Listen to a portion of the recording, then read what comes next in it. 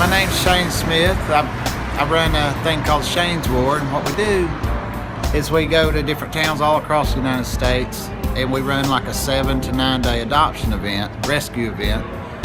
And we ask the shelters when we come not to euthanize while we're there, and that gives people a chance that, like, from the public that won't go because it's too sad, that some people say it's too sad for them to go. So we try to create an environment where they feel welcome, and the shelter welcomes them and they welcome the shelter. And so we try to get people together like that.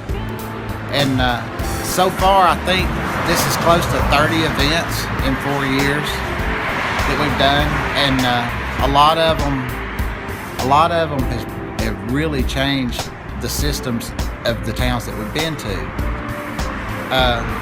We started doing this in 2011 by accident. We had a dog that really needed some medical help, and the town rallied behind us, and it kind of went national. We had some national news involved, and so we had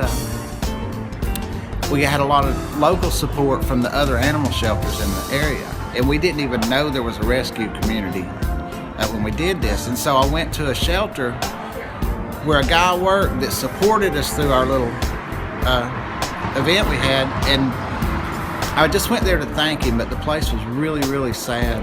And so I walked out with my wife and I was like, there's got to be something we can do. And so I went back in there and I talked to them a little bit. And I said, if I come here for like a week and tried to help you get some adoptions going, this place was only adopting one animal a month. So I went back in and I said, if I stayed here for a week and tried to help you get some adoptions going, could I ask you a favor? Could you just not euthanize while I'm here for that week? And they said no. They said they can't do it. And so about 2 weeks later, I seen on the news where the director had been fired, but the guy that I talked to when I was there the few weeks before that, he told me, he said, Shane, if I was director, I'd do it in a second. Well, they made him interim director.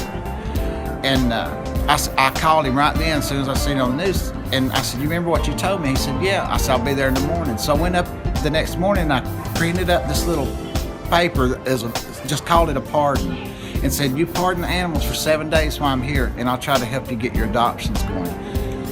There was almost 200 animals in the shelter. Well, 7 days later, the shelter was empty. I mean, they went everywhere. Just people showed up, just media showed up, and it went great. And then after that, we felt really good about it. But that was just an event that we just tried to help this shelter. Well, then other shelters started calling us from around because they caught wind of it and seen the stories.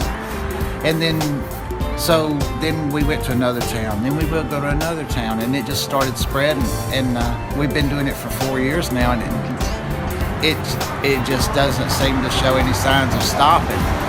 When we leave, we're in California right now for the Downey event. When we leave here, we're going straight back to Arkansas to do an event. Then we head to Tennessee to do an event, and I think we're coming back to California 2 more times this year.